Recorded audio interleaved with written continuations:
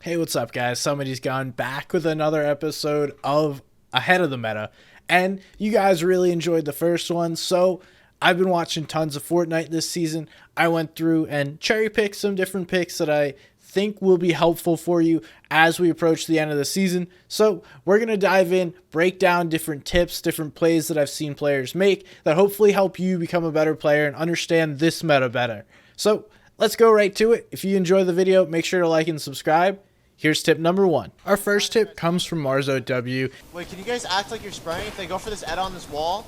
He has his teammate fake triple spray a team, so that way he is able to get a quick shot on a team who thinks they're not paying attention. This is a really smart play and something that you should get used to from Marzo W. He's constantly finding different smart ways to make plays, and it works out perfectly in his favor this time. This is something that isn't going to require a ton of mechanical skill, or really any mechanical skill at all. You just have to find a team that's interested in spraying or fighting you, so then you bait them with either fire or different kinds of builds or edits to make them think you're not paying attention, quickly turn the tides on them. The second tip is going to come from Jahq, Acorn, and Slacks. They're going to do a double pickaxe pre-edit play to try and take a wall. It's unsuccessful, but what this play is going to show us is the possibilities of double, triple pickaxing walls to quickly break them regardless of their material, regardless of their health, and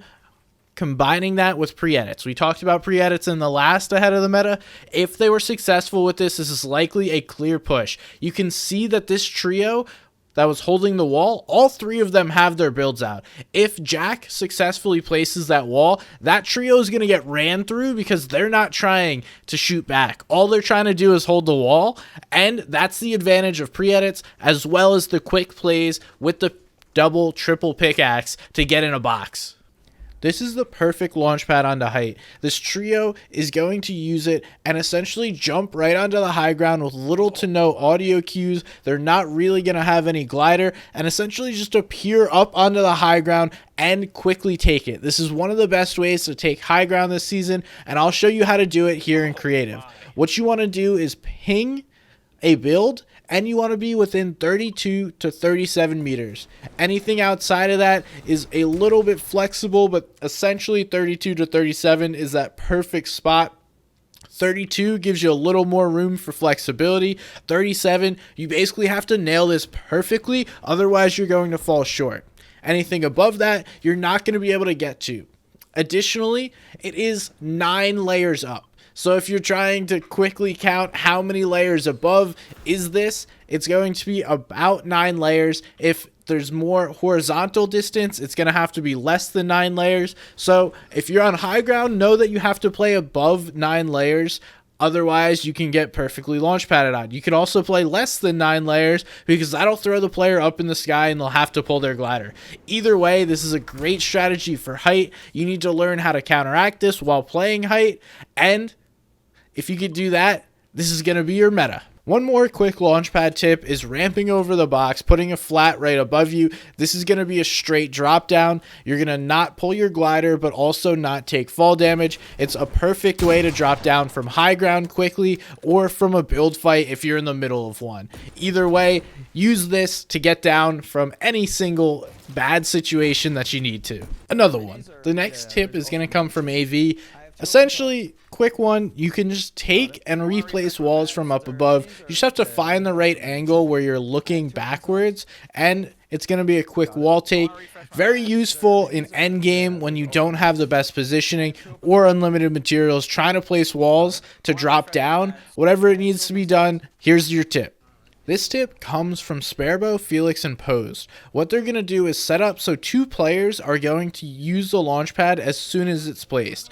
What this does is allow less time in the air for you to get shot at. It also is putting 2 of you in the air at the same time, because a lot of what happens is a player will see the first person hit the launch pad and then the next players follow, so that the first person's typically safe. Then the second, the third person is always the one that gets beamed. So if you can put all of you or 2 of you on the launch pad at the same time, it lessens your risk of taking damage in the air. cars are really strong this season, and so is the damage that they do. So what you should be doing is using cars to engage in fights, especially when you're W keying in mid-game fights. If players are on the ultimate low ground, they're going to be able to be easily damaged with cars. It puts out a ton of damage, and if you're not doing this, you're going to be falling behind. The car is super useful. You can have two players spraying at an opponent while driving straight at them and essentially deal all of their damage. This is one of the best strategies that I've seen for W keying in mid game. So if you're looking to improve your W keys in the Trio Cash Cup, use this strategy of just driving straight at a single opponent, separate them, quick dead them, and then look to fight the next opponents. That's the advantage of the car. That is the damage that cars deal. Last but certainly not least are going to be split drops. Now there's a ton of split drops. You could do the Pleasant Bridge, you could do the Orchard split, there's Cami split, there's also the Hydro Dam, and there's tons more that you can wind up going to. What is a split drop? It's going to be when you and your teammates land in different areas, not necessarily a POI, but different places within the map, and then claim an area of this. This is so strong this season, especially in Trio Cash Cups or just first, second rounds of lobbies, because you're not consistently playing against the same players.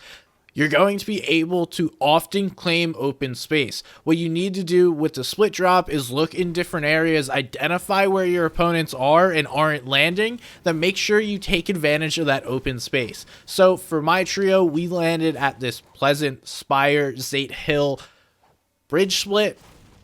What worked out perfectly is in the most recent Trio Cash Cup, we had Corny uncontested 5 out of 10 games. We had Craggy uncontested once, we had Risky uncontested in 6 games, and then Pleasant uncontested once. So basically every single game we had our split, and then also could dip out into a different location. So not only are we getting our split, but we're typically also getting an extra POI because we're scouting, finding different areas. Not only are we going to get those extra POIs that are uncontested and wind up going unlooted, we're also going to grab a good bit of llamas. Because you're looking over a larger area and you are spreading out as a team, that's going to allow you to search and find more llamas. We all know llamas are super strong this season because of the Chug Cannon, so bridge split, any kind of split, is going to be more powerful this season than we've seen in the past because of that llama and the ability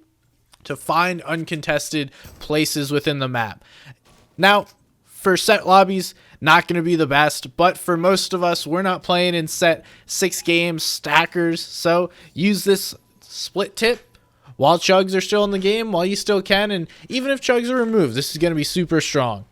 That's all I got for you guys. I hope you were able to learn something. I'm always looking out for new strats, trying to find new things for you guys to help you improve as players and as teammates. Now, if you guys did enjoy the video, make sure to comment below. Let me know, what was your favorite tip? Which one will you be using in game?